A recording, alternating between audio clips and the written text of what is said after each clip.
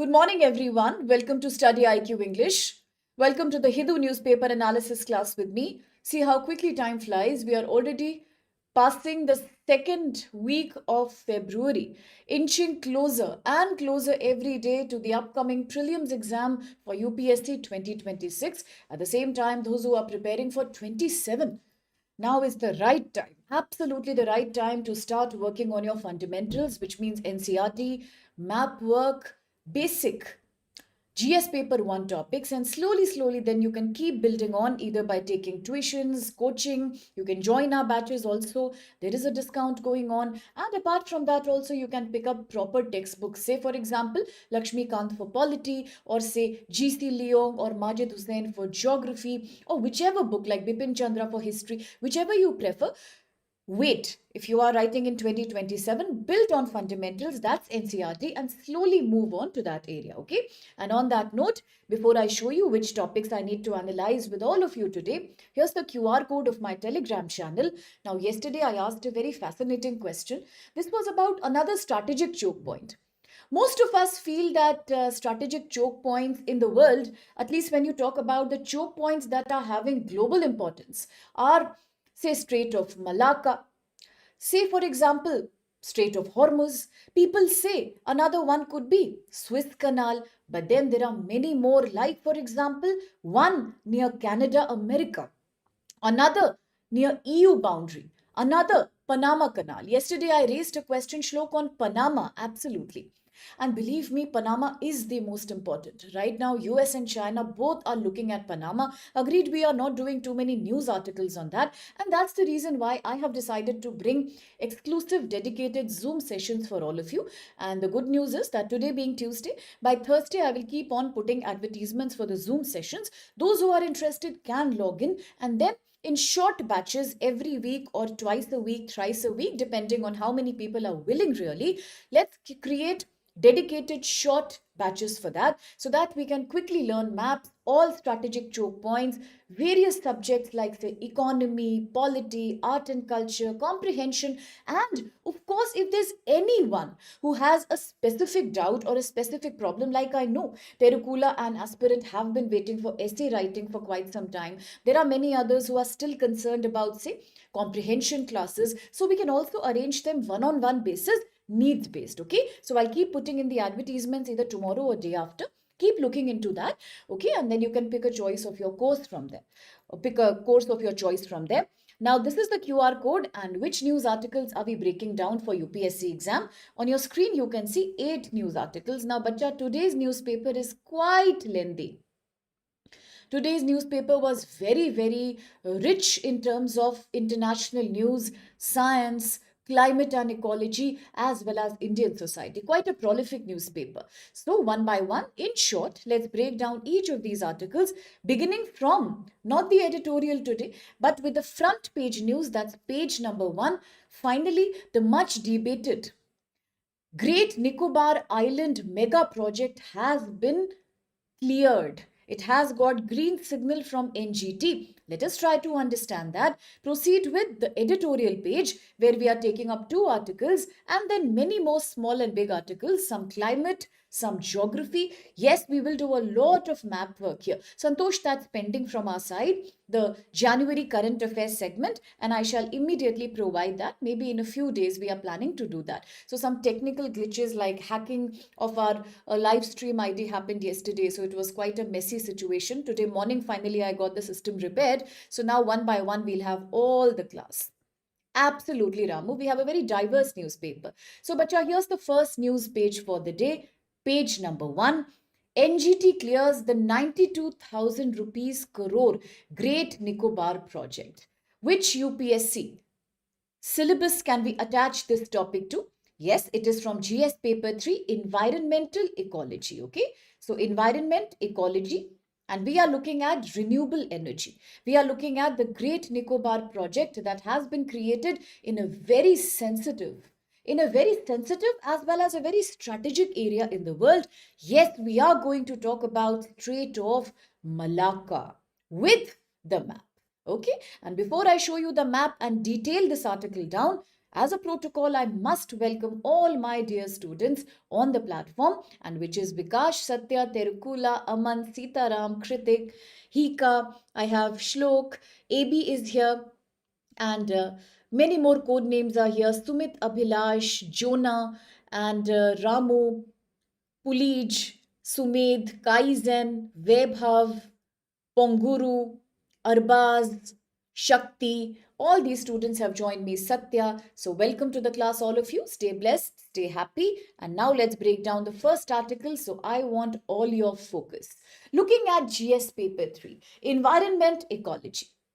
This article is saying the National Green Tribunal in India, very good Vikash, National Green Tribunal in India 2010, that is a statutory tribunal, has allowed rupees 92,000 crore Great Nicobar project to finally be implemented. Now, this 92,000 crore rupees project is much more than economic development. It is also about a project that's being created in a very environmentally sensitive area plus strategically sensitive area. Why environmentally sensitive? This is an area of evergreen to semi-evergreen tropical forest. It is rich in biodiversity, and it is also located very close to the Strait of Malacca, an area which India has shown interest on because Strait of Malacca is a strategic choke point in the world where China gets majority of its goods and services. China gets majority of its oil energy security. Strait of Malacca between Indonesia and Malaysian Peninsula. So let's look at the map soon and what is mentioned in this article. Article is saying the Great Nicobar project today. In the Great Nicobar Island, near the Strait of Malacca, is a mega infrastructure project. It is now going to proceed. The NGT said it has found no strong reason to cancel or to interfere with the environmental clearance that was granted to this project back in 22. But before you analyze the article, what is National Green Tribunal? Yes, Vikash, Sitaram, Ramu, what is National Green Tribunal? As all of you are mentioning, National Green Tribunal was created back in 2010. Agreed, absolutely correct. It was created back in 2010. But what is it all about? It is a statutory tribunal. It is a specialized judicial body in India that deals with environmental related cases to ensure effective and speedy environmental justice. And who is the chairperson of this NGT? The chairperson must be a retired Supreme Court judge or the Chief Justice of a High Court. Cases typically must be solved within a period of 6 months as much as possible. Absolutely, Ramu. It is about speedy disposal of environmental related cases. And yes, it is a statutory tribunal, a judiciary body, specialized one. This is NGT. Now, coming back to why has NGT approved the project now? This project is highly controversial.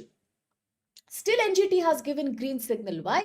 Because NGT says, I don't think anything is wrong with the project. I have given clearance in 2022. So now, once again, I can go ahead with that clearance. But what does this project include? The bigger question is, as a part of this project, what all facilities will be created in the Great Nicobar Island? These will be a transshipment port, an airport, a big power plant, and a full-fledged township. Therefore, this project is considered important for strategic reasons. Yes, for defense region. For economic reasons, I told you once that India is now trying to compete when it comes to maritime and shipbuilding sector. From compete with Sri Lanka, Hambantota, compete with Singapore. Okay, all these are the big international ports that attract so much maritime traffic. India wants to compete. Also because it is a very strategic location near Strait of Malacca. So therefore, yes, the project is very, very important for us. But despite being important, the project has raised environmental and cultural concerns, as Ramu is saying. What kind of concerns are coming up? See, the biggest concern is that through this infrastructure project, environmentalists are saying that we may be damaging the coral reef of this area. Now, the word coral reef In past, we have discussed phenomena like coral bleaching. In past, we have discussed the problem of bottom trawling, where in the Kachativu island between India and Sri Lanka, Sri Lankan fishermen keep blaming Indian fishermen of conducting bottom mechanized trolling for fishing, and that endangers coral reef and coral colonies. So this is one risk even with the case of Andaman and Nicobar Island. Second, this is also an area of some vulnerable to endangered species of animal. For example, we can talk about the olive ridley turtle. In past, we have seen how olive ridley turtle are typically found in Odisha in very heavy numbers. We have spoken about the Gahir Matha area. So many olive ridley turtles are found here. But if I was to ask you a question in today's class, that bacha, what is the status of olive ridley turtle when you talk about IUCN, Union of Conservation of Nature, that is headquartered in Switzerland? What is the status of olive ridley turtle? The heart-shaped turtle. What's the status of these tiniest turtle? Endangered or vulnerable? Endangered or vulnerable? Yes, these are facing endangerment, but all of these are vulnerable when you talk about IUCN status. Well tried. They are vulnerable. Very good. They are vulnerable. But olive ridley turtle is not the only one. Yes, there are many more species like the leatherback turtle. This is a nesting site for that. Then you have the sea cow. You have so many other kind of animals. Sea cow, also known as dugong. Absolutely. No problem, bacha. Very well tried. Very well tried, bacha. Very well tried. Not a problem. It is endangered, no doubt. But its category comes to be vulnerable. All right? Okay, good. Apart from that, there are many diverse kinds of fishing varieties. There are flora, plants, herbs, medicinal plants. Construction in this dangerous area may mean a threat to all these biodiversity hotspots. Then, environmental impact assessment has been done only for one season. It has not been done for so many seasons. That's the problem. You might ask, has EIA been done? Environmental impact assessment, yes, it was done, but only in one season. For about 5 months a year. It has not been done for any other season, and that is a devastating reality. But what do you mean by environmental impact assessment, bache? What do you mean by that? Are we all prepared about EIA? What is this? Environmental impact assessment means you try to see what is the consequence of an infrastructure project on ecology. On what basis do we give EIA in India? On the basis of Environmental Protection Act 1986. Currently, it is also governed by Environmental Impact Notification of 2006. Okay, it is under the Ministry of Environment, Forest and Climate Change. Today, what has NGT said? And very rightly, my students are talking about it. What are they saying? Vikash says, olive ridley turtle also, apart from being vulnerable on IUCN, is Schedule 1 of the CITES. What is CITES? Convention which prohibits and bans any kind of trade in internationally vulnerable or endangered species of flora and fauna. Then, if you look at Wildlife Protection Act 1972, there also it must be mentioned in Schedule 1. And any species that's in Schedule 1 of India's Wildlife Protection Act 1972 needs to be utmost protected. No kind of trade or dealing in that. And then Ramu tells us about PVTGs. Absolutely. This area is also housed to many particularly vulnerable tribal groups. Example, Champagnes and Nicobari tribals. Now, both these will also experience eviction, displacement, and they have already said that the tribal councils were forced to sign consent forms. Their consent was never taken voluntarily. That's the problem. But then why is NGT so focused on giving clearance to the project? Because NGT says we have created a high-powered committee which has already examined the key environmental issues. Adequate safeguards are already existing in this area, and a balanced approach between development and environmental protection is needed. The Environmental Ministry must ensure coral reef protection, protecting the shoreline from erosion, coral regeneration. And if all this is being guaranteed by the government, then there is no problem with this project, because this project is very important for us. Why is it important? Now let's go and analyze the map. So, bacha, please look at the map, everyone. My dear Shlok, Sitaram, Apex, have a look, bache. See, this is the Great Nicobar Island, the one that you're seeing on your map. Now that you are seeing the map, see how strategically close it is to international ports like Hambantota. Where have you heard Hambantota last time? You must have heard about Hambantota when you and I were talking about Belt and Road Initiative of China. You all know China has string of pearls policy.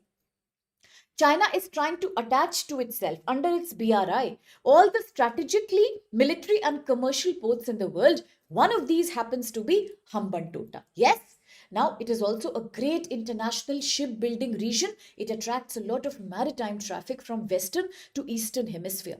India has slightly poor performance when it comes to total shipbuilding also and maritime traffic also. So that's why India aims to be a regional power by creating international transshipment facilities here in the Great Nicobar Island. Okay. Now another reason why this area is crucial. Please look at Coco Island on the top. Who spoke about Coco Island? Yes. Look at Coco Island, bacha. What is Coco Island? Why was it in the news? It was in the news because Coco Island is owned by Myanmar, by the Myanmari Janta, yes, the same Janta against which we have seen Operation 1027, same Janta against which we have seen the Three Brother Alliance, Tatmadaw, that owns Coco Island. But you also understand that very good Vikash and Shlok, Coco Island is an area which is strategically very close to India's own Andaman and Nicobar Island, particularly India's landfall island. Yes, Terracola. And that's why this area is very important to us. Yes? Okay, no problem, Nikhil. No problem, Nikki. Look at this, bache. This is Great Nicobar Island. Can you see the nearness with Sabang port here, Malaysia? Yes? Can you see the closeness with Hambantota? Can you look that how close this is to Coco Island? What does Coco Island do? What does Coco Island do? Coco Island is owned by Myanmari Janta. Now, from Myanmar, Chinese Navy has taken all the rights to do patrolling in Coco Island. Why? I have explained to you. For China, Myanmar is a great country in terms of alliance.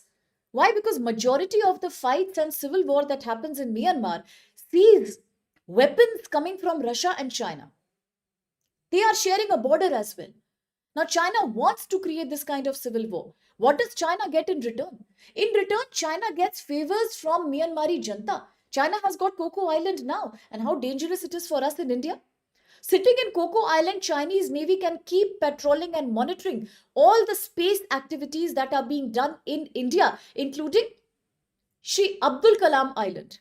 And that is not something that India will accept. So India kept telling Myanmari Janta, allow us to do some kind of a quick surveillance of the island. But Myanmari Janta said, no, we are not going to allow. What does it show? Definitely grey area. This is a grey area for us. We know China is here. And then, of course, this is an area that's close to Strait of Malacca. Please look at the right bottom. What is Strait of Malacca? But Strait of Malacca is a thin choke point that passes between Indonesia and Malaysia. Look here. Majority of the global traffic, shift to this map, now the next map.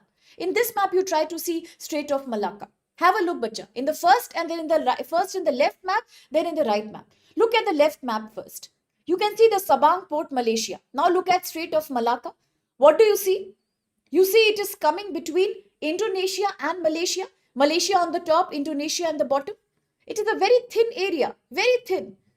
And therefore, all the oil, gas products that are coming from Western Hemisphere, you also know what is the Western Hemisphere all about. I have shown all the link of strategic choke points beginning from the Mediterranean Sea to Suez Canal, Egypt, to the Red Sea, finally Bab al-Mandeb Strait, Gulf of Aden, and it enters Arabian Sea. Now, flowing from Arabian Sea, how it comes to Indian Ocean, Bay of Bengal. And now you see how is it going? It is going from Strait of Malacca. China depends on this choke point for majority of its imports. Today, if this choke point is closed, China will suffer.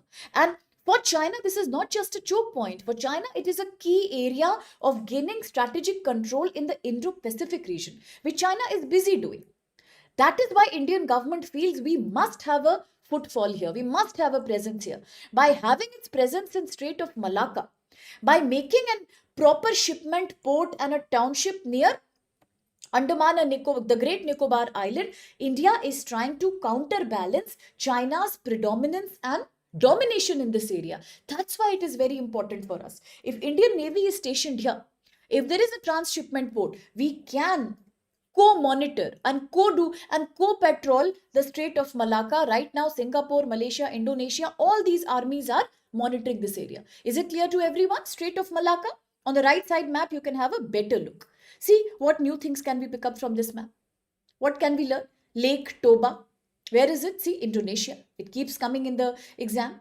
You know Thailand. Why is Thailand in the news? Look at the northern tip of the map. Thailand-Cambodia war, nobody should forget. The Dangrek mountain range, the Privihir temple, nobody should forget that. 817 kilometers border between them. Now come downwards, come to Malaysia. You know Malaysia is a country that's an archipelago divided in two islands. In between there is the ocean. Yes, now you can see the capital Kuala Lumpur. So what is happening? And absolutely in the leg of Malaysia, in the foot of Malaysia, you can see a tiny little Singapore also. So all these countries are responsible for jointly patrolling Strait of Malacca. If they don't do, China will take. China will eat it up. You see, that is why Indian government is focusing on this 92,000 crore project. But at the same time, it does have an environmental problem also. So what does NGT say? NGT is saying no coral reef actually exist in the area where work is going on. But people are saying that's not fair. Why NGT is not admitting that about 13,000 hectares of forest have been cut from this area? And as one of my students was talking about it, I don't remember the name. One of you spoke about Campa also. Who spoke about Campa? I don't know. Somebody was mentioning Campa also. Compensatory Forest Afforestation Act. I forgot. Okay. So Campa. Now government is saying we will do afforestation, compensatory one in Haryana. But does it make any sense? Does it make any sense? Haryana will support tropical evergreen forest. Haryana will support olive ridley turtle. Leatherback turtle? Absolutely no. So it's becoming a joke and a very silly excuse, in fact. We must do at least 3 to 4 seasons of environmental impact assessment. That's what critics are saying. One season is not enough. It's not enough. So what's the pending legal issue right now? Although NGT has given its clearance, but the project is still under challenge in Calcutta High Court. Calcutta High Court has still not given any kind of approval because NGT has allowed the project, but the local tribals, Champagnes, Nicobari, and all this biodiversity will surely get impacted because 13,000 hectares of forest mean removing a carbon sink. Once a carbon sink is gone, the local ecology of the place definitely suffers. And we are looking at a situation where 2-3 days back we spoke about the Thwaites Glacier, the Doomsday Glacier in Western Antarctica in the South Pole. It is already melting. If it completely melts anyway, majority of littoral and island states in the world will be submerged. And why do we want to do this now to Great Nicobar Island? That's the question. So, Bacha, it is also GS paper 4. It's a classical ethical debate between infrastructure growth on the one hand and protecting ecology on the other. Okay, very well said. Absolutely, Vikash. It is a question of land acquisition, rehabilitation, and compensation 2013 because all these people are being removed from their areas. And when they are removed from their areas, we are also breaking another protocol that is called Forest Right Act 2006.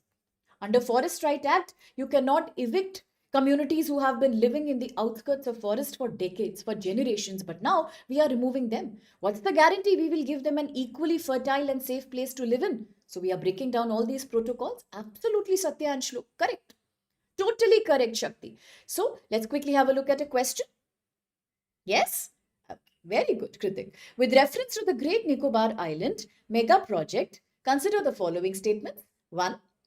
The project includes development of a transshipment port, airport, power plant and township. Second, the project is considered strategically important due to island's proximity. What is proximity? A good word. It means closeness. Closeness to the Strait of Malacca and major global shipping routes. 3. The National Green Tribunal cancelled the environmental clearance of the project, highlighting ecological risk. Which of these are valid? Answers have been initiated from Shlok, Vikash, Terukula, Ramu and Sitaram and aspirant, and then Kritik, Kavish, Shakti, Vaibhav, Abhilash, Rajnishwar, Akhtar Sumit, Sumed, Sadhana have also answered. Santosh and Urupam are answering. Shinobi is answering. Does anybody want to surprise me? Some of you who don't answer, can you also try to answer today? No split, Lokpal. Okay, Shlok says no split. Eric is answering. Okay, very, very good. Kim is answering, Eba is answering. So absolutely the answer is correct only. There's nothing I can do apart from give you a huge round of applause for this one. Very smartly answered and very appropriately understood. So well done.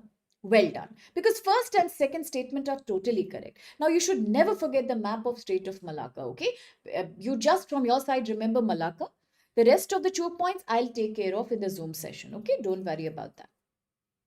No Lokpal, no Lok Ayog. Vikash says we don't need any such constitutional interventions. Correct. The core of this article is that we do not. We have already got approval from NGT and it has never said no. So Siddha is answering and I'm so happy when new students answer. It is indeed a pleasure. Okay, so let's proceed with second article. Now we are doing editorial article. Yes, Satya, very good. Now we are looking at editorial. So bacha focus a little bit more. Article says India's federalism is in the need of structural reset. If we are looking at federalism, we must be looking into union and state relationship. We all know Article 1 of the Indian Constitution, India that is Bharat shall be a union of states. In India, we understand that every state has its own government. Some are unicameral, some are bicameral, but we also know that in India we believe in a quasi-federal structure where although the states have some autonomy, yes, they can legislate on all the matters that have been given to them under the 7th schedule of Indian Constitution. There are union list, state list and concurrent list. States can actually legislate on these topics. Besides, there are many important issues that are totally in the concurrent list in which states also have a stake. Then states are responsible for, say, finance disbursement. States are responsible for conducting elections. States have power. But we still believe in the quasi-federal structure where, despite autonomy, the states are an integral component of a sector where union government will always have an upper hand. That's a quasi-federal structure. A federalism with a unitary bias, that's what India is supposed to be. And absolutely, Vikash, Sitaram and Kritik. That's why we have so many commissions in the past like Rajmanar, Sarkaria, Panchi. All these commissions were ultimately created to suggest a much better resolution of center-state conflicts. Have we seen in the last few months any kind of avid, clear-cut center-state conflict? Yes, many times we are seeing. If you remember in the case of 16th Finance Commission, when we decided that no, the total share of divisible pool of tax will be fixed at 41%. That's when we saw center state problem when it comes to vertical devolution. When we realized that there are certain southern Indian states which are angry with the government because the Finance Commission continues to allocate finances on the basis of income distance and poverty and population. That was the battle about horizontal devolution. We also saw that sometimes union and the states are having problems with regards to very good shlok when it comes to the governor's speech. Why are the governors acting as if they are an autonomous body? Why don't they act as a constitutional position? We also saw the same conflict when certain states like Kerala, Tamil Nadu refused to implement the new education policy 2020. They all are saying under the VBGRAM bill that the government of the union is not even giving us any kind of financial freedom to implement welfare policies. You see, these are now very common conflicts between center and the state. And therefore, this article is saying, given all these conflicts and how much have they increased in the past, we must focus on creating some kind of restructuring in India's quasi-federal domain. Very good, Santosh. Article 175, 176, we all spoke about that. Article 200, Siddha, yes, the duty of the governor. The role of the governor. 201, reserving bill for presidential consent. Very good. Absolutely. The PM Shri scheme, Vikash, the 3-language formula, the Manrega versus VBRAMG bill. All these are standing examples of these conflicts. Thank you for summarizing, Ramu. Brilliant, brilliant, everyone. Well done. Now let's see what this article has to say. But the article is saying that the Indian Constitution is federal in structure, But it is quasi-federal. Yes, union is more powerful, Sitaram. In India, union has a strong centralizing tendency, mainly due to historical reasons like partition, integration of princely states that was done much later by Sardar Vallabhbhai Patel, the first Honorable Home Minister of India. Then the fear of national disunity. We always say India, that is Bharat, shall be a union of states. There are few more articles of the Constitution in Part 1 of the Constitution, including Article 2, Article 3, and Article 4. All of these detail the procedure of how new states can be created from existing states. That means I have told you multiple times that bacha in India, separatism is allowed in our constitution. What is separatism? People within a state demanding a separate state for themselves. Initially, we had about 14 states at the time of independence. Today, we have about 28 states. Why do you think the number just doubled up? Because since 1956, we allow the States Reorganization Act. We know that new states can be created, existing states can be finished. Two states can be merged together, names can be modified, administrative areas can be modified, capital can be changed. Very good, Terukula, 2014, the last one, Andhra, Telangana. Absolutely, two capitals, Amravati, Hyderabad. But, as Abhilasha said beautifully, we allow this, but we do not allow secessionism. That means union will never change. Sovereignty will never be questioned. Within union government, the states are ready to be flexible. The states can provide for flexibility. Once again, a proof of India's quasi-federal structure. Very good, as Vikash says it. While states are destructible, destructible means they can be modified. The union government is indestructible. India, that is Bharat, shall be an indestructible union of destructible states. Correct? Secessionism is not allowed. Example, Khalistani movement, Bodo land movement, KLO, Kamtapur liberalization movement, Hurriyat conference. We don't allow that. Yes? Brilliant. Now what is happening? Over time, power has significantly increased towards the union government. How?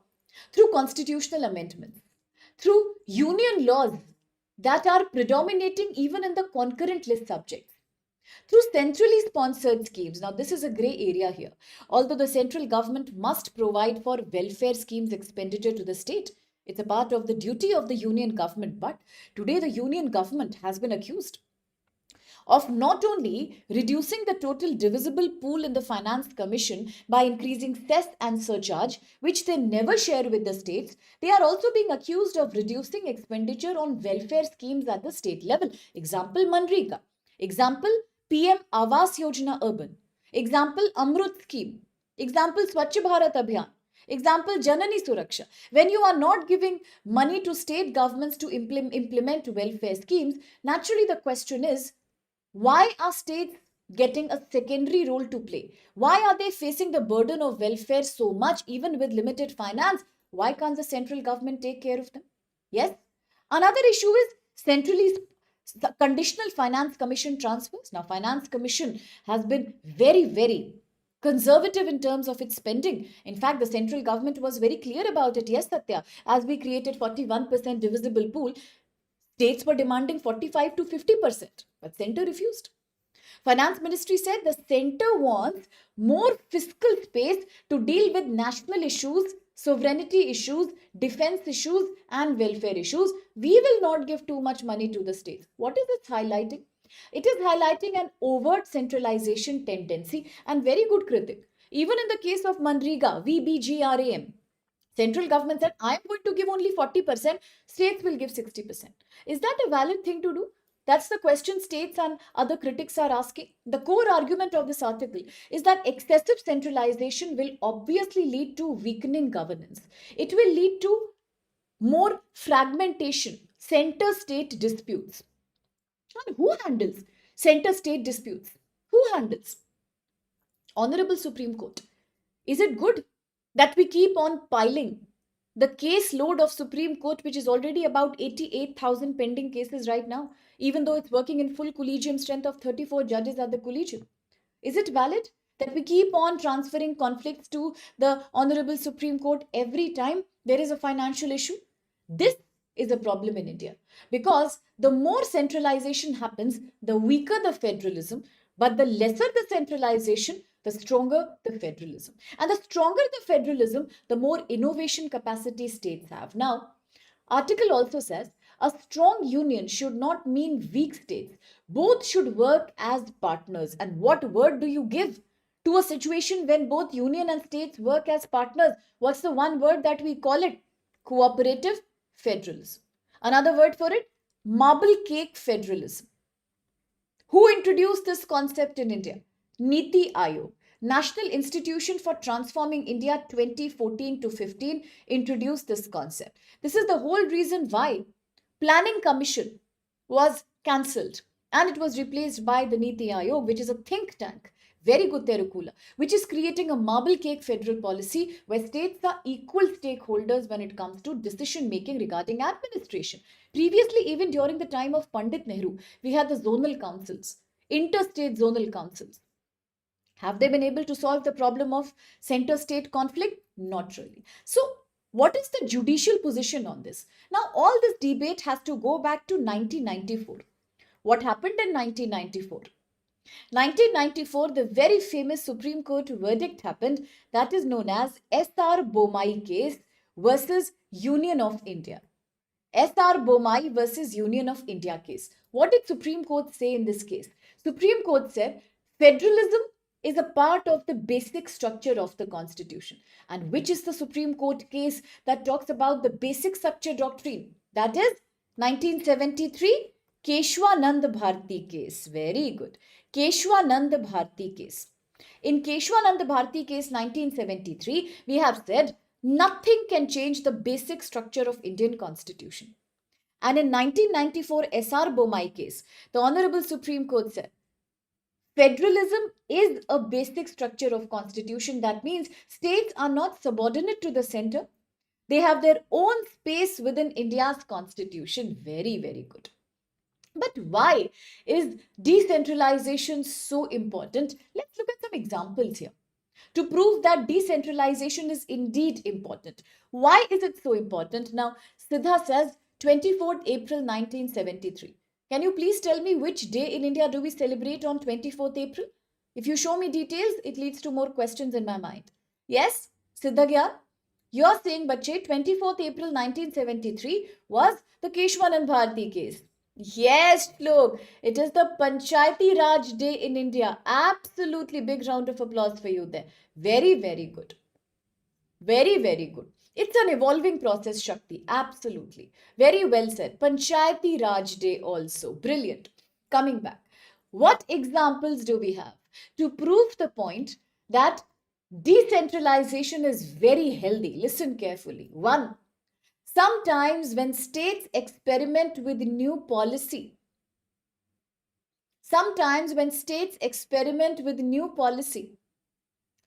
magic happens at the center level. It can redefine the nature of society. Example, Tamil Nadu. In Tamil Nadu, an experiment was done long back known as midday meal scheme. Midday meal scheme. The afternoon meal scheme for poor students in government school. Today, it's an all India model.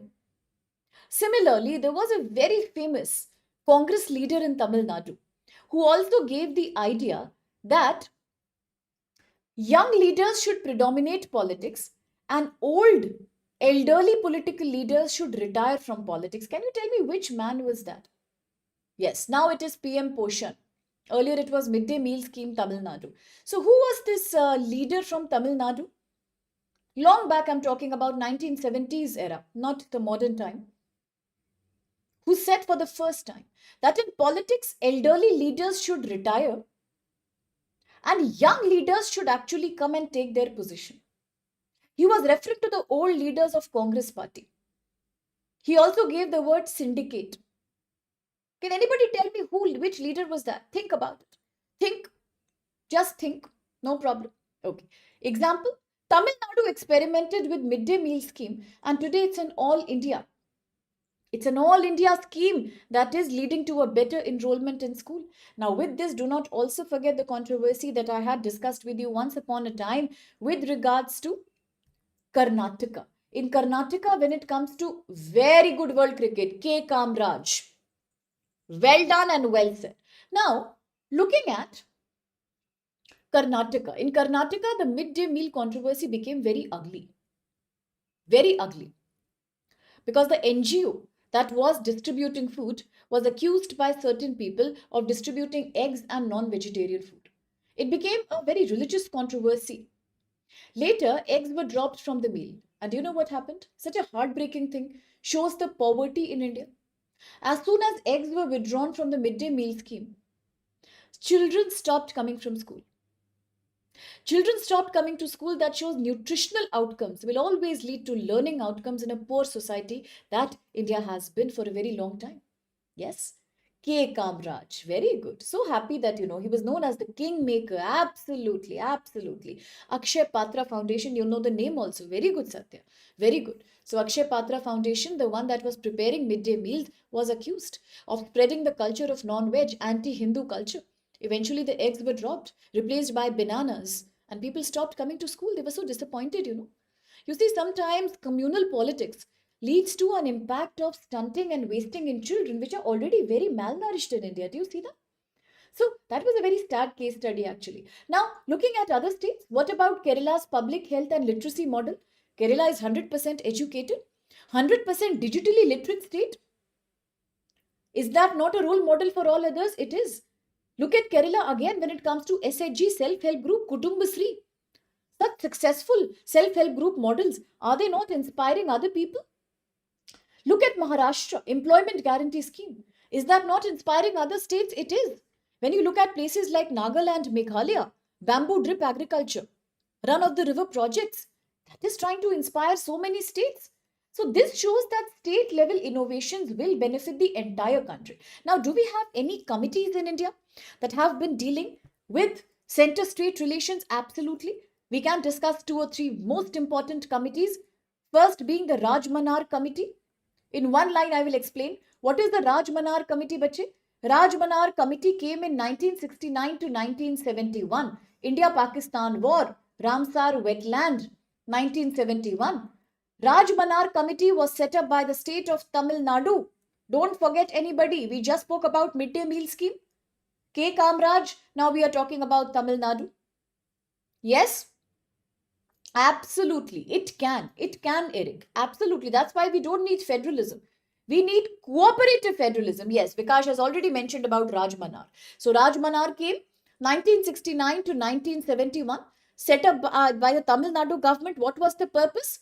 To examine center-state relations and to recommend a greater state autonomy. It was one of the first major committees in India to demand decentralization of power from center to the state. So what was the main aim? Decentralization and more autonomy at the state level. State autonomy. This is Rajmanar. Now, which is the next most important one? We can look at Sarkaria. Very important. Sarkaria Commission. When was it created? Sarkaria Commission was created, very good, from 1983 to 1988 was the period of Sarkaria. And who created Sarkaria? Sarkaria was created by the union government itself. What did the main recommendation of Sarkaria say? Sarkaria said strong center with cooperative federalism. That was the pitch of Sarkaria. Strong center plus cooperative federalism. It also said Article 356 of Indian Constitution. Now, can my students tell me what does Article 356 deal with? We have spoken about 352, 356, Article 360. Can anybody tell me, bache, what is Article 356 all about? You and I have discussed in detail with case study. Article 356. Emergency. Very good. So what did Sarkaria Commission say? Sarkaria Commission says Article 356. Emergency that is imposed in a state on grounds of breakdown of constitutional machinery. We have recently done a case study from Manipur where a new chief minister has taken oath. Why? Because we were looking at 11 months of president rule in Manipur. That's when we had discussed Article 356 alongside many students were talking about 352, emergency because of armed rebellion, external aggression.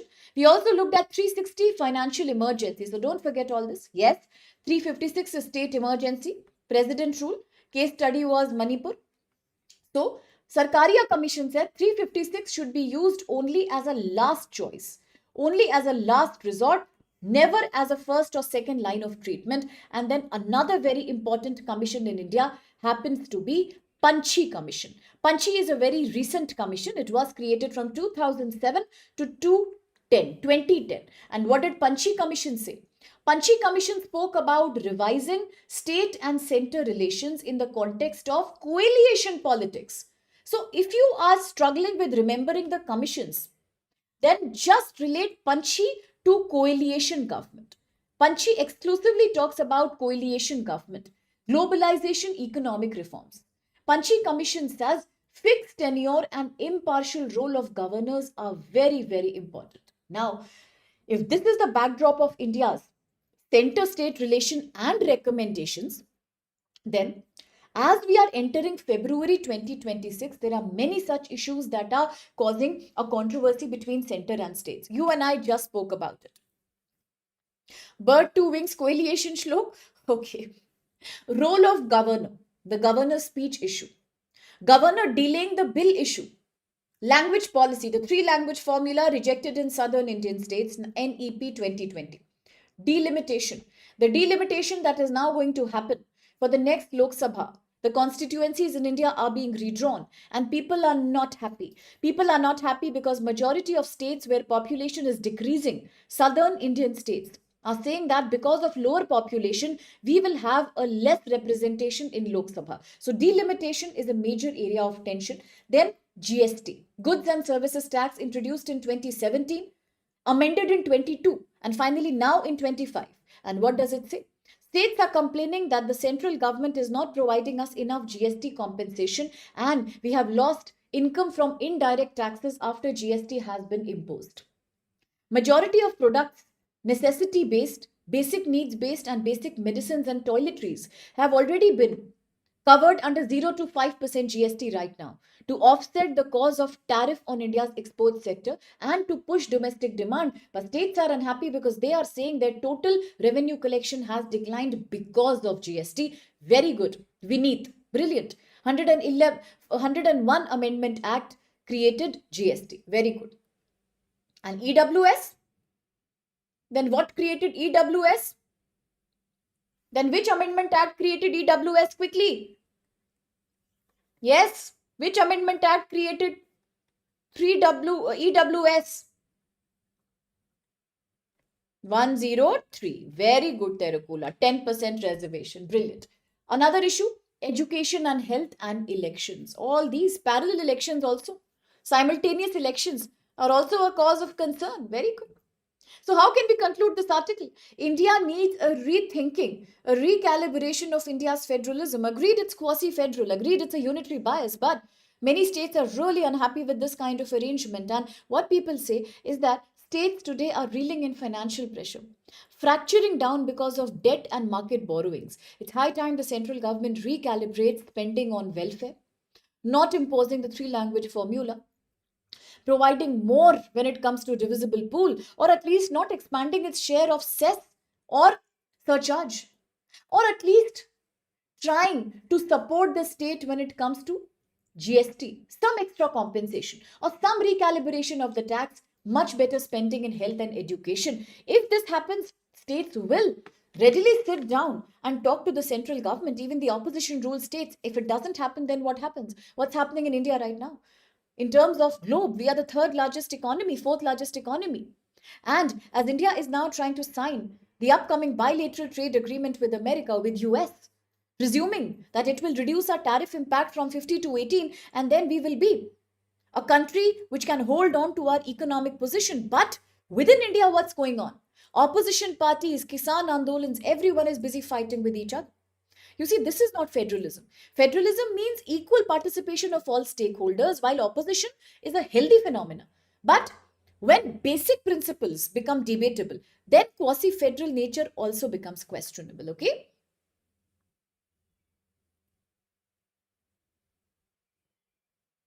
Absolutely, Shakti. Very valid statement. Very valid statement given by you. Definitely, we can have a discussion on that. Let's finish the articles. Let's have a devoted 5 or 10 minutes discussion on this. Either let me make a video on that exclusively for you, or let us discuss this tomorrow as a separate question. Very, very smart question and quite relevant for GS paper 2, by the way. Very, very logical question. Now, question 2. With reference to committees and commissions on center-state relations in India, consider the following statements. Consider the following statements. Which statements are these? 1. The Raj Manar Committee was set up by the Union government to review center-state relations. To review center-state relations. Next, the Sarkaria Commission recommended that Article 356 should be used sparingly. Sparingly as an exception. Last resort only. 3. The Panchi Commission, that is much later, 2007 to 10, examined the issue of cooperative federalism and center-state relations in the era of coalition politics. Interesting. Think and try to answer. Think and try to answer. Think and try to answer. And as you are answering, let me quickly touch upon the question that Shakti raised, that question, right? Yeah, Shakti, very smart question. So Shakti, basically these are two sides of the same coin, by the way. So when you say Article 356, emergency that happens because of breakdown of states' constitutional machinery, why would it happen in the first place? That's when the governor of the state, who's a representative of the center in many ways, a constitutional body, feels that it is impossible now to run the state with law and adequate protocols. That's the only reason he will invoke the emergency. But what is Article 365 even saying? Article 365 says all those situations are arising in which states are not able to function properly as per constitutional mandate. So in a way, we can say that Article 365 is the article which actually deals with what are the consequences that happen if a state fails to comply with directions that are coming from the union government. If a state is completely failing to comply with the orders, then what solution will be in the hands of the governor? No other solution but to actually call for president rule. So in a way, you can say Article 365 is the cause and Article 356 is the result. It is like a cause and effect relationship between these two. Okay. I think this is enough explanation for the short time. For a detail, we can do it tomorrow if you're still not clear, or we can make a video also. It's a very, very interesting topic, by the way. But is it clear? Cause and effect relationship. 365 is the condition and why is it failing? And 356 is the solution. Now that it is failing, let us impose president rule. Clear? Okay. What about the answers? Split verdict. Do we need to call the Lokpal here? Absolutely, we need to call the Lokpal here. C, D, C, D, B, C, D. I don't know what's going on. Some students are saying C, some are saying D. Then what should be the right answer? What should be the answer? Is one correct? Totally correct. No, it is not correct. It is wrong. Who created the Raj Manar Commission? Who created the Raj Manar Commission? Let's go back to the previous slide. I said in 1969, Raj Manar Commission was created by the government of Tamil Nadu, na bacche? Yes? Tamil Nadu? So is it correct? No. If it is not correct, can B and D be right? No. Now the choice is between A and C. Okay, second, Sarkaria Commission recommended Article 356 should be used as a last resort. Is that what we discussed in the last? Absolutely yes. That is Sarkaria, 1983. Second is correct. What about third one? Panchi Commission examined the issue of cooperative federalism and center-state relations in the era of coalition politics. Is it correct? Absolutely correct. So what should be the answer here? The answer should be C in that case. Answer should be C in that case. No problem. No problem. If you have read the question, if you have understood why is C the answer, then you have been successful. Okay, I really don't care about split verdict. I just joke with you people to inspire you. I have zero worry when you are answering wrong. My whole concern is you should understand the concept and you should be finding this easy if it comes in the exam. Is that clear? But very well tried, very well debated. To be argumentative is the best characteristic of a UPSC aspirant. So very well done. Quickly, the next editorial article. We are looking at a special article of the Indian Constitution, and one special schedule of the Indian Constitution. We are looking at a special article of the Indian Constitution and also a special schedule of the Indian Constitution. Which schedule are we looking at? We are looking at 12th schedule of the Indian Constitution. We are also very good, Vineet. We are also looking at article, amendment. Which amendment and which article? We are looking at Amendment 74th of the Indian Constitution. And when did this happen?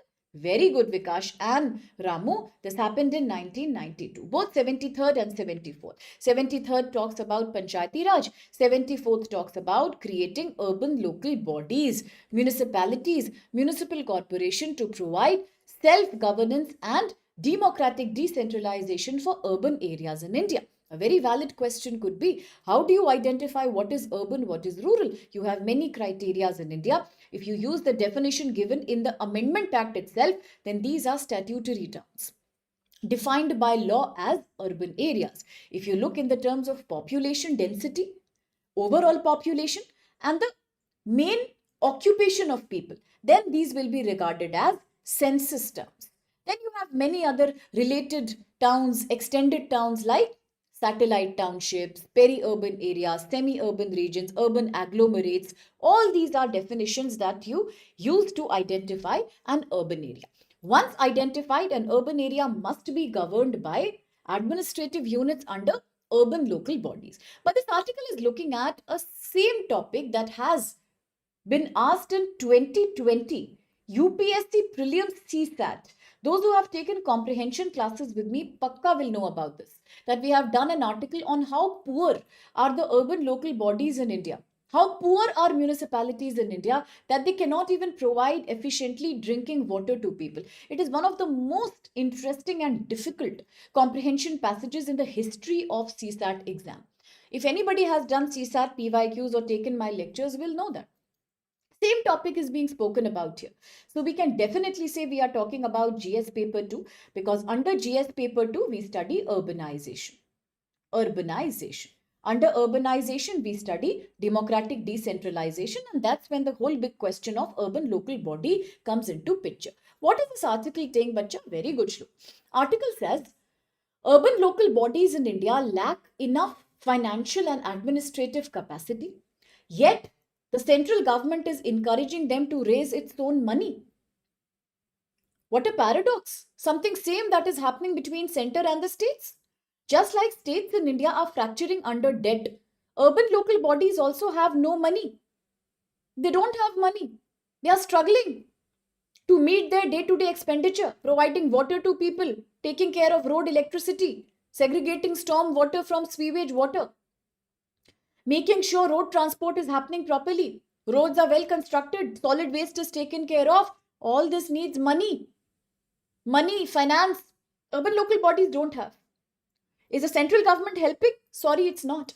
In fact, the central government is telling these ULBs, I am not going to give you too much money. Go and finance yourself. Raise money. And how will they raise money?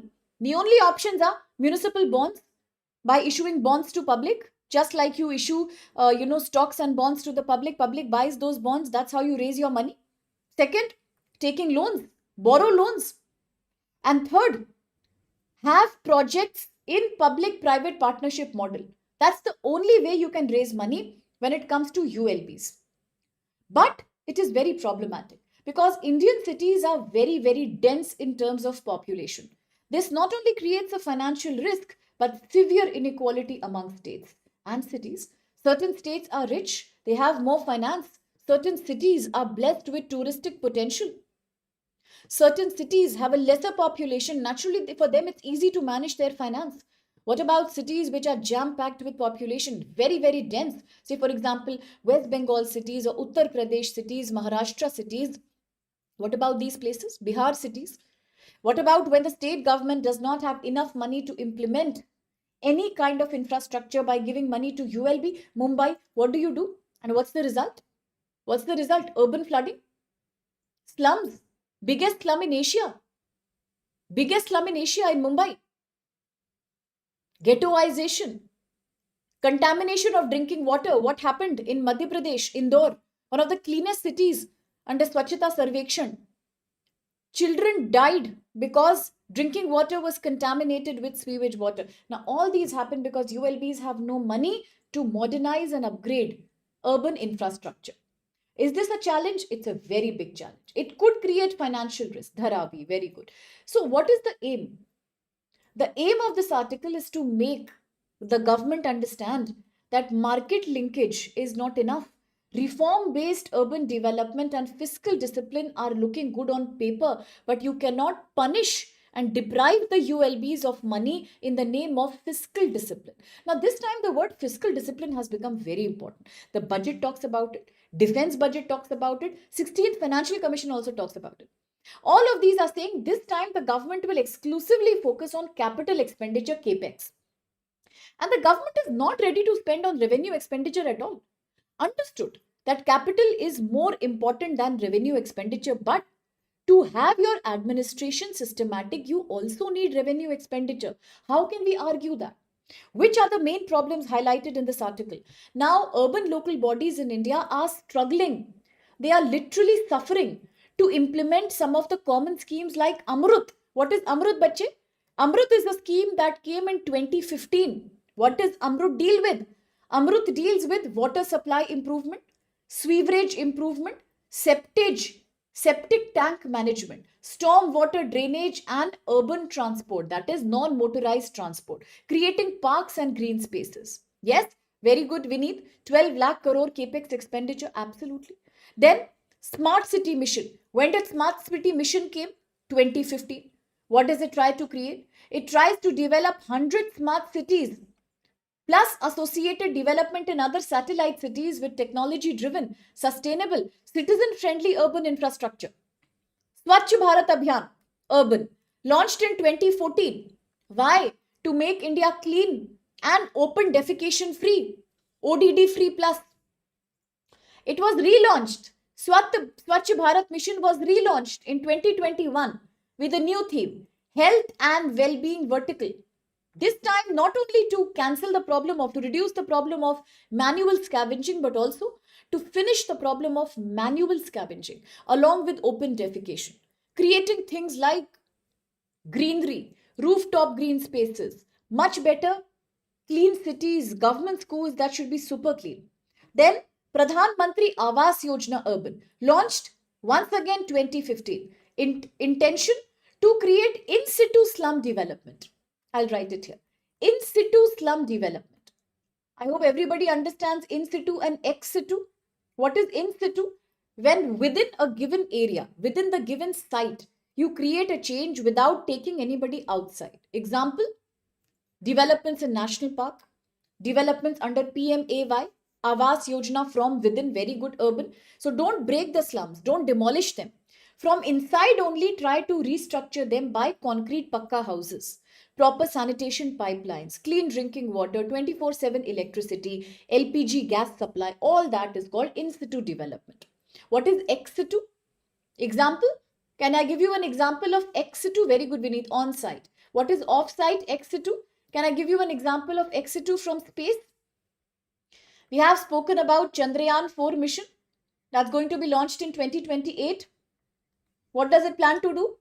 We are sending two modules, ascender and descender. What will they do? On Falcon 9 rocket, they will go and bring the lunar soil and sample back to the Earth. And on Earth, we will study those lunar samples from South Pole, permanently frozen pieces of ice and Earth soil sample. This is called regolith ex situ. Not on-site research, off-site research. Okay, very good. So Pradhan Mantri Awas Yojana is doing in situ slum development, credit link subsidy scheme, affordable housing by dividing houses into lower income group, middle income group, and large income group, or high income group. LIG, MIG, HIG. That's the idea behind Pradhan Mantri Awas Yojana. But today states are struggling to implement all these. Now, one very interesting question should have come in everybody's mind. Do you wonder why all these schemes are from 2015 only? Swachh Bharat, Amrut, Hruday, Smart City, Skill India, Startup India. Why everything is in 2015 only? Why? Because in 2015, another massive scheme in India, named as Jawaharlal Nehru Urban Renewal Mission, JNNURM, it had expired in 2015. As soon as JNNURM expired, the government replaced it with dedicated set of 6 to 7 schemes. Yes, so that's why most of the schemes now that are applicable today or all big, they all started in 2015 as JNNURM came to an end. That's the real reason behind that. BJP has created all these schemes, correct, but majorly because JNNURM was collapsing and we needed something to replace that. But despite all these schemes being there, ULBs are struggling with financial autonomy and lack of administrative capacity. Now, when you talk about urban local body, municipalities, municipal corporation, notified area committees, they have issues. They have a very weak local tax system. Sometimes they depend on toll payment and there is lots of corruption here, bribery here. They are highly dependent on state governments to get their basic financial needs. It is the Central Finance Commission that provides money to them through State Finance Commission. Sometimes that money is not even enough. Poor accounting and planning system. Smaller or weak cities are always left behind. They are cities on paper, but they look like rural areas because people are still not properly industrialized, neither do they have proper infrastructure. Focus is always on profit Focus is always on profit generating infrastructure. It is never on providing basic services to citizens. And what is the risk here? The risk is becoming debt ridden. Now, many states in India, like Kerala, complain that we are already in debt. When the Wayanad landslide tragedy happened, Kerala government kept on telling the central government, please provide me more disaster management funds under the Disaster Management Act. I need those funds. But the central government gave fewer funds as demanded by the states, not as much as what was needed. So Kerala government said, okay, fine, if you can't give me money, at least allow me to borrow money from certain private companies or certain governments like UAE.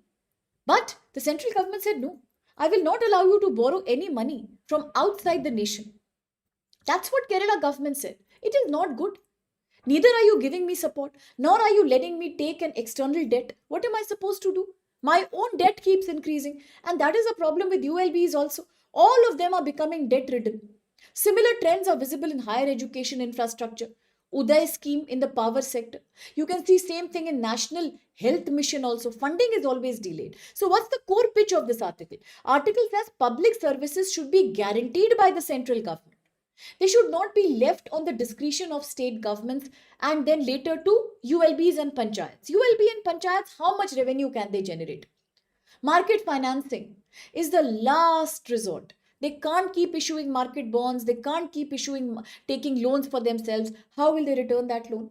They will keep on becoming debt ridden. If they are debt ridden, what services will they provide to people anyway? Yes, National Health Mission 2017. Still very underfinanced. And now the latest is that even for schemes like Manrega, even for schemes like National Education Policy, PM Shri, the government is not getting enough money.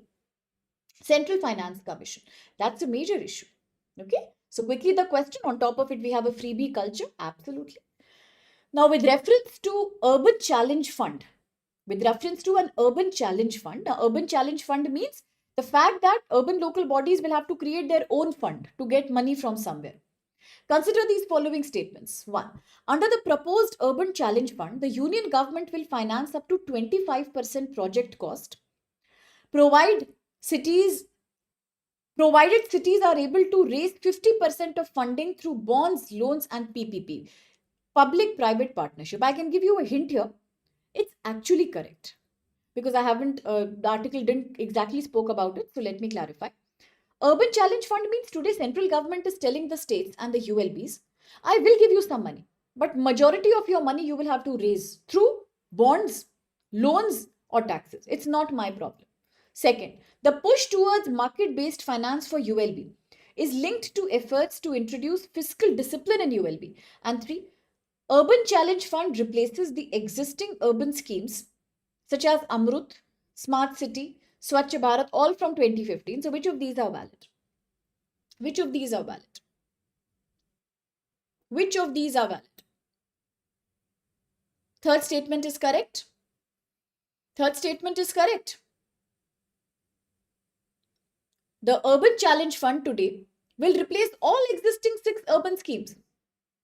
You are trying to say that if the central government is telling the ULBs today that, see, I can't give you too much money, so please create a challenge fund for yourself.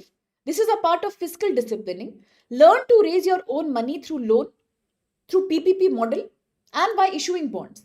That's all I can do for you. You have to raise money. That's all it is being told to ULBs. The problem is central government is not taking its financial responsibilities towards ULB. Are we saying anywhere in the article that all these schemes will get closed? All we are saying is that it is a very big tension. It's a big stress on the part of ULBs and state governments to continue to implement these schemes because funding is drying up. Where have we said that the schemes will be cancelled? Then how can you imagine that all the schemes will get cancelled? Satya Vikas, Chip, Rajnishwar, Hika. Then what happened initially? Why was everybody obsessed with D? Why was everybody obsessed with D? Yes, absolutely. Very good, Ramu. Brilliant. Very well said. In fact, it is these all urban schemes that came in 2015 because all of them were a replacement to the older JNNURM. That's why most came in 2015. Why will we replace them? We can't replace them. What will we do otherwise? Problem is finance them. Don't replace them. So third is wrong. Making what should be the right answer? A is the right answer. Both first and second statement are correct. Some split was there. If you've understood, it's fine. If not, then please let me know. I'll explain again. Okay? Don't worry. It's okay. It's all right. Today, 2 splits so far. Okay, quickly the next article.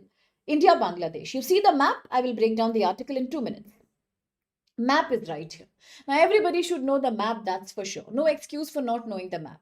Bangladesh, this is the third time in a row we are repeating. Sharing the longest land border with India. About 4096 kilometers. No problem. Look at the boundary of Bangladesh. The shoulder of Bangladesh is almost like cradling one of the Indian states called Meghalaya. Yes, Garo Khasi Jayantia Hill. Bamboo drip agriculture. Run of the river valley project. You can see in boundary Assam also. You can see here Tripura also. Tripura also. Yesterday we have done a case study on Tripura. You can see West Bengal, how it borders from the left, completely encapsulating Bangladesh. And of course, on the top, you have Sikkim, the chicken neck that we keep talking about. Yes, that's Bangladesh for you. What's in the news, bache? We know last week, US and Bangladesh have signed a pact. Now, all the raw material for producing cotton textile in Bangladesh will be procured from US, not India. Bangladesh is one of the largest textile industry in the world. Cotton textile. But majority of raw cotton used to grow from India, both yarn as well as raw cotton. Now Bangladesh says, I will import all this from US because US has created that kind of a condition on Bangladesh. If Bangladesh doesn't listen, Bangladesh will also face tariffs. So now it will not take cotton from India. Will it not impact Indian cotton exporters? Absolutely it will. So what is this article saying? Article is saying India's textile and garment exports are losing their market share, not just in Bangladesh now, but also in European Union. If you compare European Union's trade with India and European Union's trades with Bangladesh, there is one very upsetting development. India has been losing both textile and garment export to EU, but Bangladesh has only gained. It has become a major export of ready-made garments to EU. Why? New global trade changes may create opportunities for India in the long run. Very good, Shlok. Biggest question, why is Bangladesh more successful? Why is Bangladesh more successful when it comes to exporting cotton, ready-made garments to European Union? Let me quickly explain, so focus please. Biggest reason is duty-free access to EU market. Now, Bangladesh is a poor country, least developed country in the world, one of the least developed. So therefore, as the least developed country, it gets a zero tariff under European Union's everything but arms scheme. Can I write it here? I'll write it with a different ink so that it's visible. Bangladesh gets from EU a benefit that is known as EBA scheme. What is EBA scheme? EBA schemes means everything but arms scheme. It's a poor country. And many poor countries we have seen in the past, like US, gives too much concession to African countries because they are also least developed. So big countries like EU, US, they will never impose any tariff on these poor countries as a part of their social responsibility. Now, EU also doesn't impose any tariff on Bangladesh and zero tariff on everything from Bangladesh. That's the rule for European Union except weapons, EBA. But in India, situation is not like that. India is the fourth largest economy of the world. So India pays a tariff of about 12% to EU. 12% to EU under the protocol of most favored nation. What is most favored nation? If you are putting a tariff rate on one country, that's your trading partner. You will have to put same tariff rate on all your trading partners equally. No discrimination is allowed. America had broken this protocol when it had given a diversified tariff range to various countries. But EU doesn't do that. So for EU, all the partners of EU, yes, I will Ramu, I will Bache. All the partner countries of EU with which EU has various kind of bilateral trade agreements, they will face same tariff rate. India also faces the same 12%, just like any other country with EU. Under the most favored nation protocol, same for everyone. India also faces 12%. Now, talking about EBA, what is EBA? EBA means everything but arms scheme. It is a scheme in EU that we can put a zero tariff on any product that comes from Bangla because Bangladesh is a poor country. But that's not applicable in the case of arms, right? Arms cannot be smuggled or sold to European Union. That is not allowed. But apart from that, any other product can come without tariff, without custom duty. It's a generosity act. It's an act of generosity. Social responsibility towards Bangladesh from EU. Is it clear now? Is it clear, bache? Okay. Arms, ammunitions excluded. Everything will be zero tax. But for India, it's not like that. India is fourth largest economy. Come on. Why will we get that benefit? So India pays 12% tariff on trade with EU. Obviously, we have to pay because all countries with EU do the same thing. It's an MFN protocol. So now what is going on? Bangladesh is able to export finished garments like t-shirts, sweaters, trousers more easily to the European Union markets. What about India? India facing this kind of a tariff burden, India exports more intermediate products, not finished products like yarn and fabric. Did you understand the difference, bache here? Bangladesh has zero tariff. Zero tariff. So Bangladesh is sending ready-made garments to EU, getting a lot of profit. India has 12% tariff. That's a lot of tariff actually. So India doesn't send ready-made garments to EU. Indian products can't compete in EU market because of 12% tariff. So therefore, India is sending raw material, very good, like yarn and fabric. One big reason is lower production cost. In India, garments prices are higher because production cost is higher. Logistical inefficiencies are there. And competitiveness in the manufacturing sector is not there. Now, why is it not there is a complete Pandora box? We can take hours talking about that. But in one line, if I was to summarize, I would say, even if India does social dumping, even if India does not give sufficient wage to its laborers, we have a lot of labor population and they are all working at a cheaper price, but still we can't compete with Bangladesh. Bangladesh has even cheaper labor. Second, for India, for a very long time, we have always invested in labor power. We have never invested enough in capital expenditure like machines and equipment when it comes to our industry. So our industrialization has never been capital intensive. It has always been labor intensive. And that's why our manufacturing sector is not able to compete with Vietnam and China today. Naturally, it can't. And that's why Bangladesh has an upper hand when it comes to making fine finished products. It makes it faster also, gets a zero tariff also. For India, we will make it slower also. Output will also be less, plus 12% tariff. Why will our products be competitive in EU market? So we don't sell them. We sell yarn and we sell what? Fabric, not finished goods. So now what will change? Two major developments will help India if they happen. One development, what is one development? Bangladesh is now going to lose duty-free access to European Union market by 2029. Why? Because even this EBA scheme, everything but arms schemes has an expiry date. It is not permanent. It will expire in 2029. And then Bangladesh may have to face some kind of tariff from EU. So it will lose its competition by losing duty-free access to Europe market. Second, it may also have to follow stricter rules of origin and it could also face tariff. We all know about rules of origin. That's one of the biggest decisions taken right now in India-US bilateral trade agreement. Goods produced in one country will only get a tariff reduction when they are sent to the partner country directly. It is not allowed. If India and US today are creating a bilateral deal and giving concessions to each other in tariff, it is not allowed. That India cheats or US cheats. We can't do it. That we take a product from China, do a minor change on it, put India's label and sell it to US. It is not good. It is like in reality, Chinese products are getting to be dumped in US market. But US never signed that deal with China. The deal is between India and US. So why should US allow cheaper Chinese products? So those products should not be rerouted through Indian market. Products should be made in India. Now these are protocols there.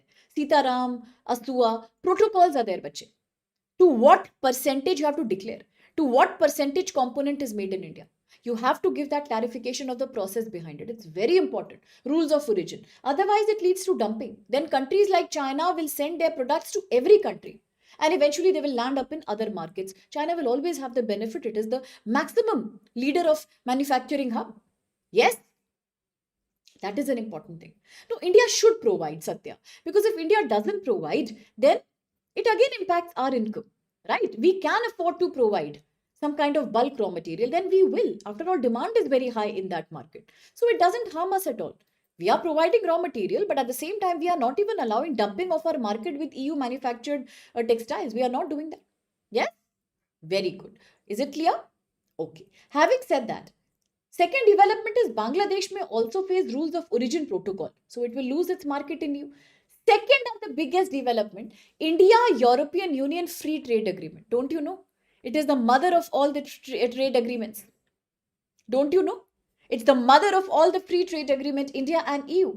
So you see the comparative development. Bangladesh is losing EBA scheme. Bangladesh will face tariff. But India has signed free trade agreement. And then what happens? India will get duty-free access to EU textile market. When tariff on Indian products is reduced, why will we not sell ready-made garments to Europe? We will. And that is brilliant for us. India has an integrated textile industry that moves in a vertical fashion. Yarn to fabric, from fabric to final garment. And if we can manage to meet the rules of origin requirement, definitely EU market will be very beneficial for us. And this will reduce Bangladesh's advantage, improving India's competitiveness. Mode, as Ramu calls it. Very good. Why does it matter for India? Because textile is a labor intensive and export intensive segment. You know that. You know that. Textile, gems and jewelry, apparel, leather, footwear, toy. These are labor intensive. Electronic goods also. Export intensive. If we get to achieve EU markets, it will be a wonderful thing in India. We will create so much employment. Increasing garment export will mean job creation and the growth of manufacturing sector. With Bangladesh setting to lose the EU tariff advantage and India gaining duty-free access through MODE, mother of all trade agreement, we will definitely have an opportunity of expanding garment exports and employment. Very good question, Urapam. Right now we are subject to 12% tariff under most favored nation protocol, but then we have recently signed an FTA agreement also. With the FTA agreement in place, we will definitely experience more tariff concessions. Many more countries will experience, but India will also experience a major tariff concession. And that means it will be great. Great for India. FTA means even the minimal tariff that it is imposing will be reduced now. And then what else do we want? European market is great substitute for America market when it comes to textile sector. So quick question. With reference to textile trade between India, Bangladesh and EU, three countries are coming here. Consider the following statements. 1. Bangladesh's garment export to the EU have benefited from duty-free, quota-free access under EBA scheme. Second, Bangladesh is expected to retain automatic duty-free access to EU market even after ending from the least developed country status. And 3, India's textile exports to EU are currently dominated by finished garments rather than intermediate products like yarn and fabric. Which of these statements are correct? Sadhna, Terukula, Vikash and Sitaram. Anup. Okay, fractured verdict again. My, it's a fractured verdict. Time to invoke the Lokpal. Time to invoke the Lokpal. It's a fractured verdict in the class. Sumedha Bilash, Shakti, Sitaram, Anup. What about Ramu, Terukula, Akhtar, Shinobi? Vaibhav is answering. Charmer is answering. Bedan is answering.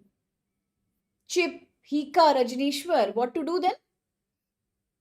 What to do? What to do? What to do? Is A correct? Absolutely correct. That's the main benefit Bangladesh has received. What about second? Bangladesh is expected to get automatic duty-free access to EU even after the contract that is called EBA expires. No. How can it get? I told you. Bache, in 2029, EBA is expiring now. EBA is expiring. Yes. Why will it get after that? After 2029, once EBA expires, Bangladesh will not get zero tariff under least developed country status. And then its products will get expensive in EU. India will have an advantage. Second is wrong. Third is also wrong. Why is third wrong? Third is wrong because India does not export ready-made or finished garments to EU. I told you clearly. India does not export finished garments to EU. What does it say? Indian textile exports to EU are dominated by finished garments. No, they are not. Where is it written? First statement doesn't have the term exclude. Okay, let me come to that. Now let's analyze the third one. What does the third one say? Does India send ready-made garments to EU? No. What does it send? What did I tell you?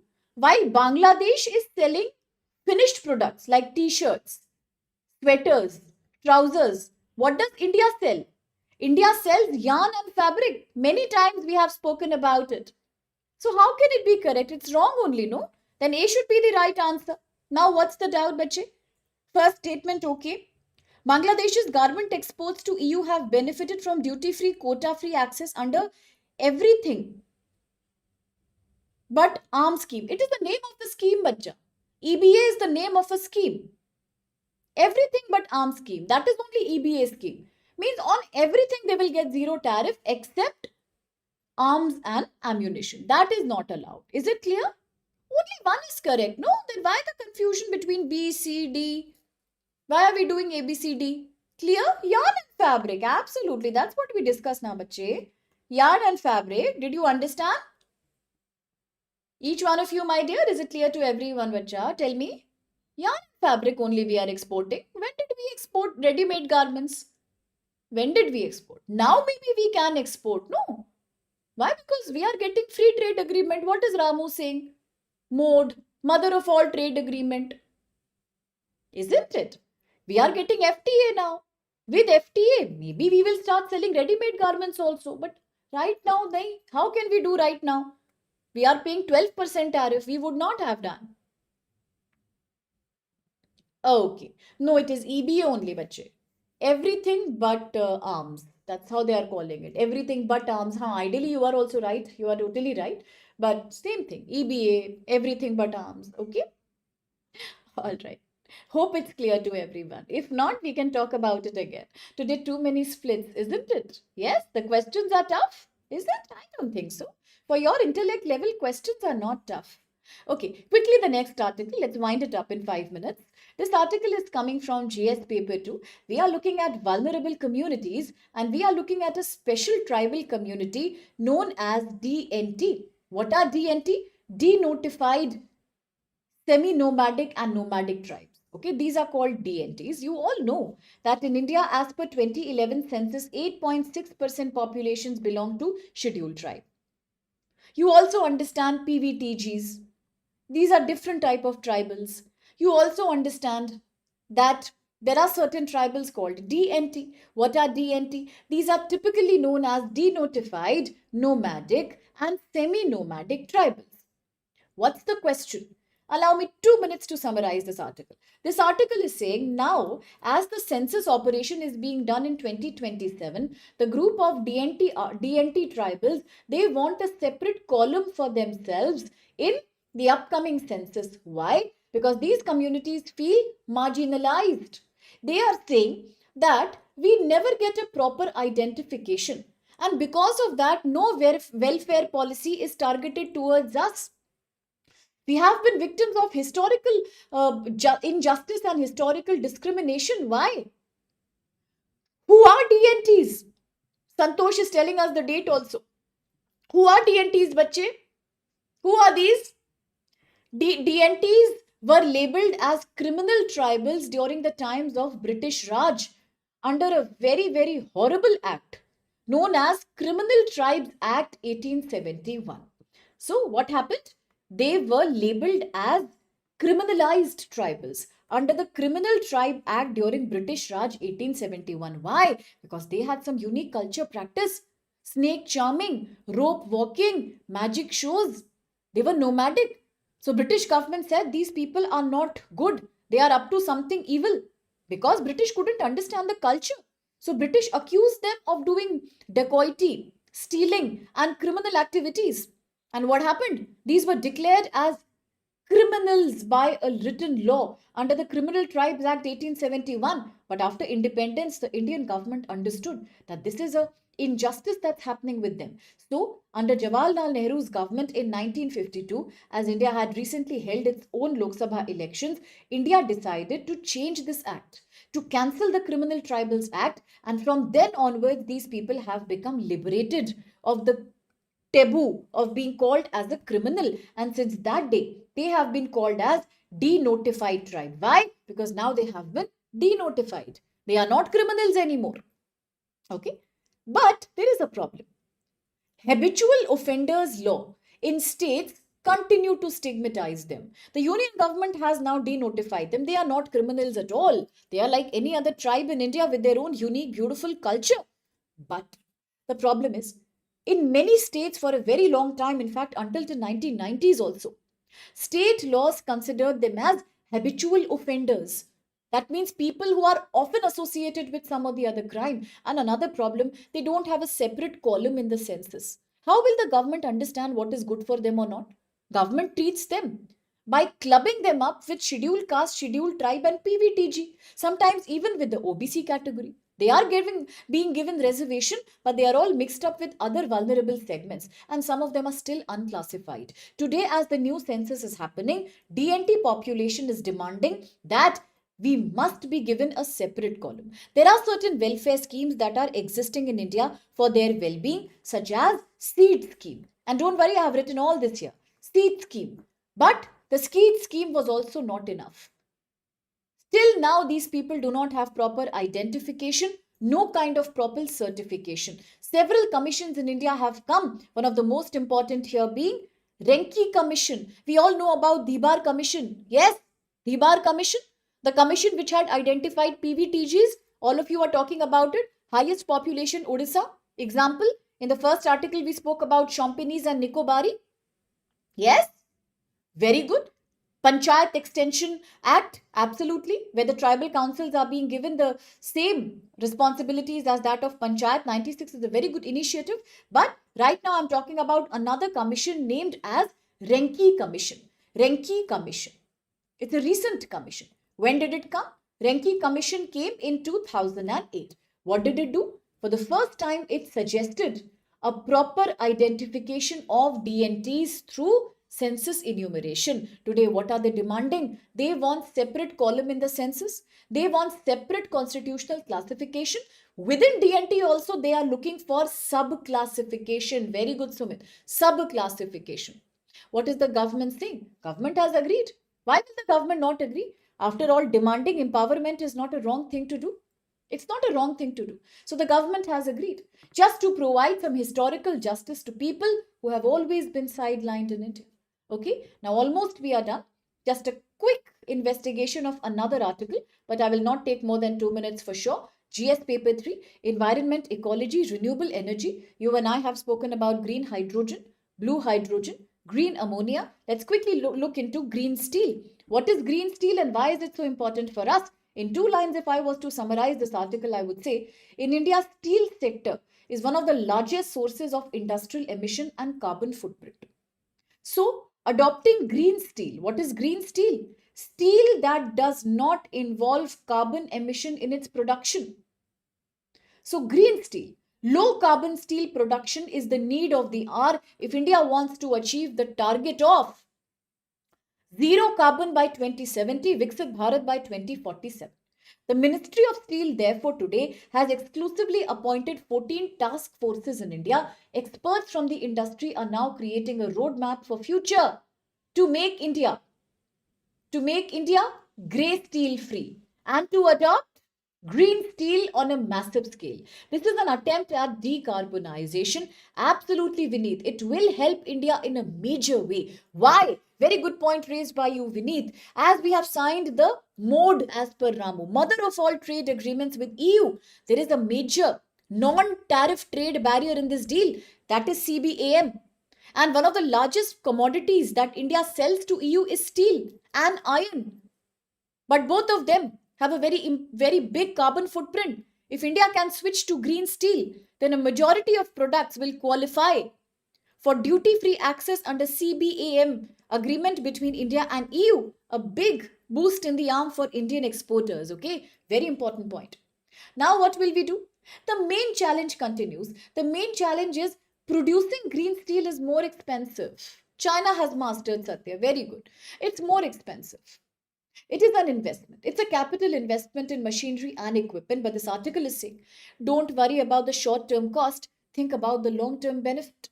Article says, please try to subsidize the production of green steel by creating production link incentive scheme, by doing some GST rationalization on inputs, by trying to fight the problem of inverted duty structure. All of my students know inverted duty structure. Each one of you knows.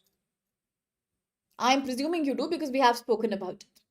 To help companies shift towards green steel, let us create a culture of removing inverted duty structure in GST. Production boosting, production link incentive, public procurement support. All these will enable support to producers who are now daring to produce green steel and using it as a raw material in their own industry like transport, railway. That's a major step towards decarbonization. Then, steel today is 18% of India's large infrastructure project cost. Look at railways. Look at aviation sector. Look at industry. Everything ultimately depends on steel. But even if green steel is costing 30% more, if you see the overall cost of production, the final difference is not more than 5%. But green steel is non-negotiable. So let's not worry about the cost. Let's worry about the benefit. It's an investment. And capital investment should never be seen as a cost. It gives you asset in the long term. Like in an example from an article about last week we were discussing, investing in health is also a part of capital expenditure. I wish the government could understand that. When Reshma was telling that barely 0.25 or 0.27% of GDP in India goes to healthcare, that is shocking because in most countries it is 5% already. Yes. So green steel is also like capital expenditure. Why is it important for India? As Vineet said, it's a key component of CBAM, non-trade tariff barrier, when it comes to our FTA with European Union countries. Then it reduces dependence on importing coal. We all understand India imports a lot of ready-to-use coal because in steel industry you need coal financing, too much heating, too much carbon production. If we can shift to green steel, our import of coal comes down, our carbon emission comes down. It leads to economic security by providing more industrial stability, demand for Indian products the world over. So what is the government doing? Today, for the first time, the government has created a special thing named as Green Steel Taxonomy. What is taxonomy? The process through which you give names to something. 3, 4, 5-star rating system has now been initiated to gauge or to measure the carbon footprint of various kind of steel products in India. Soon we are also trying to create green public procurement process. The only worry is high cost and verification challenge. So what is the article saying? Article says create a QR code verification.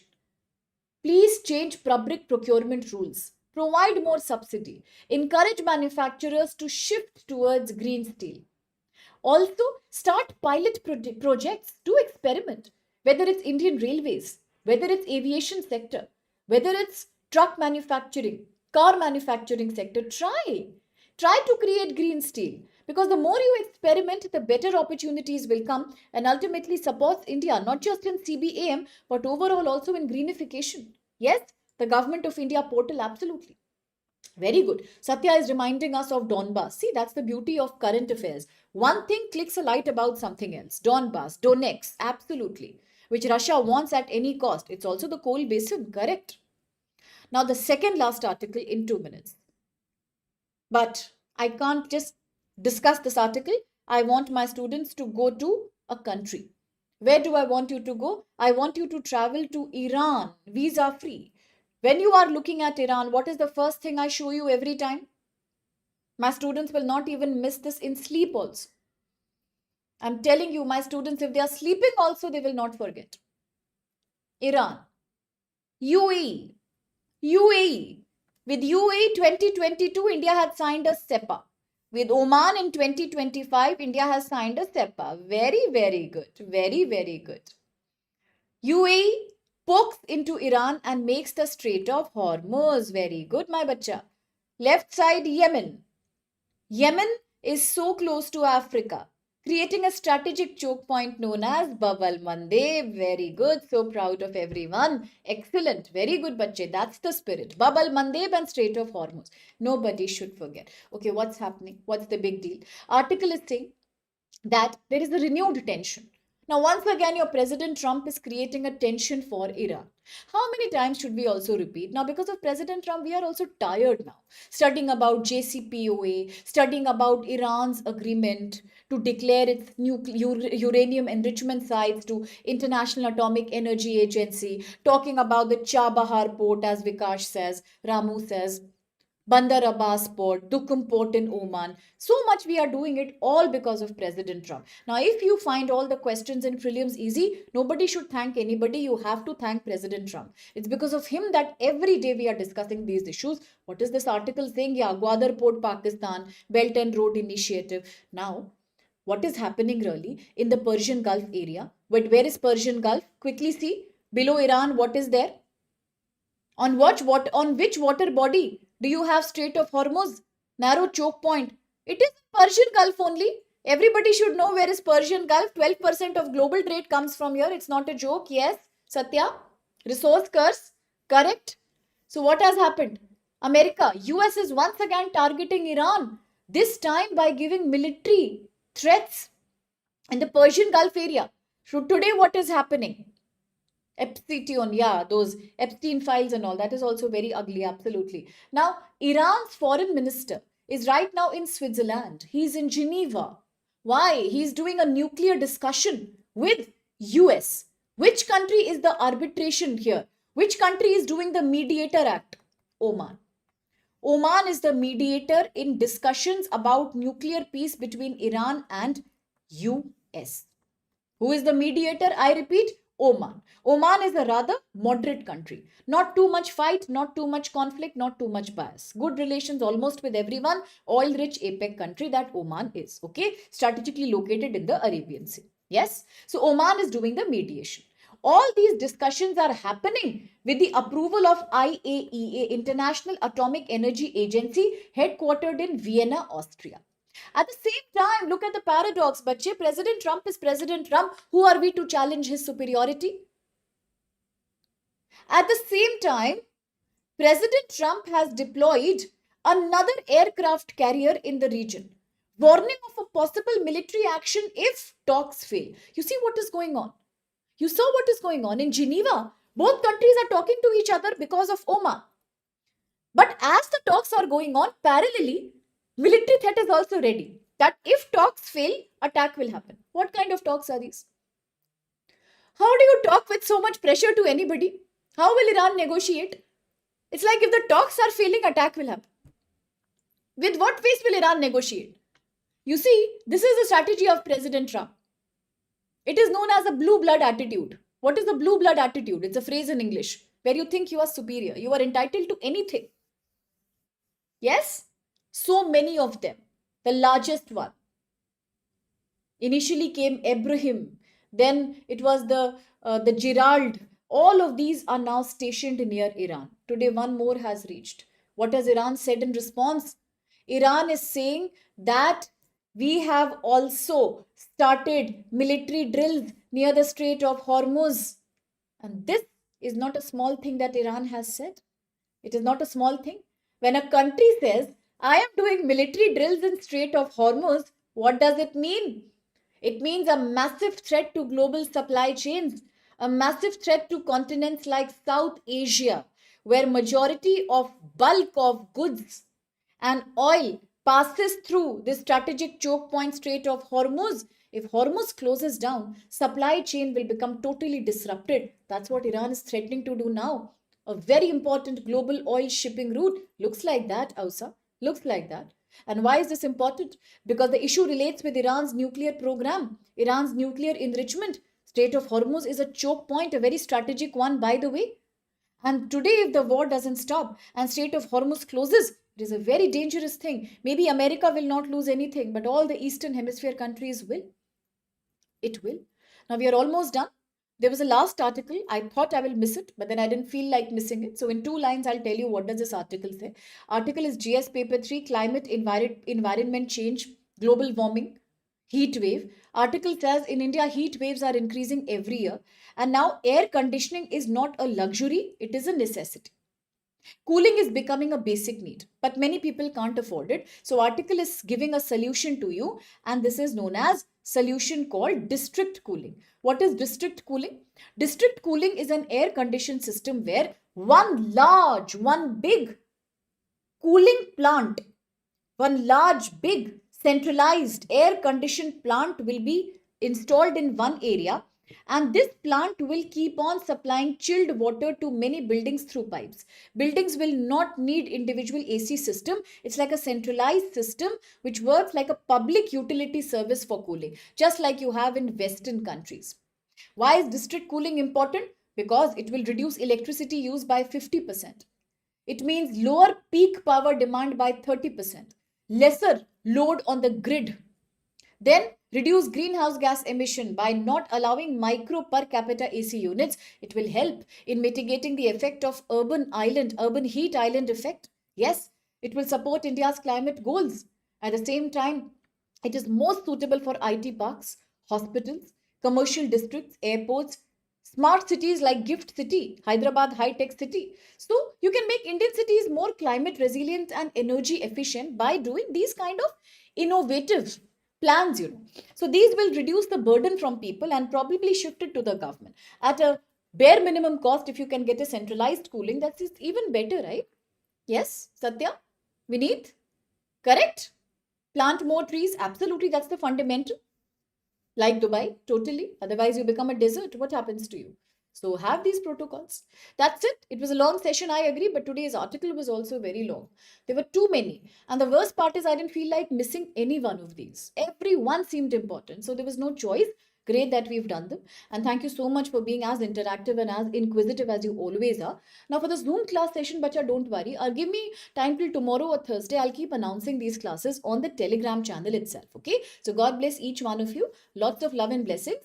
Study, sleep, eat well, take care of yourself. But yeah, it's not cost effective, Ramu. Not at all. Even if it will be in smart cities. It will be in cities that are smaller and more integrated. Artificially created cities, perhaps Gurugram, perhaps Gift City, perhaps the Bengaluru Silicon City. But what about tier 2, tier 3 cities? Very difficult. Great point. Okay, thank you. Now also we are running sale programs, and 26th February batch is beginning for 2027. Very affordable price. Use code SPLIVE to get further discounts. Same as for 2028. Reasonable price for more than 1 year, but with code SPLIVE, much more discount. So all that will be done on Zoom Shakti. Strategic choke points, forest, rivers, then important resources, geopolitics, everything I shall cover one by one, of course, based on your demand. So thank you. And without taking names to each one of you, God bless you. Okay, I'll see you tomorrow, 9:30 a.m. Bye-bye.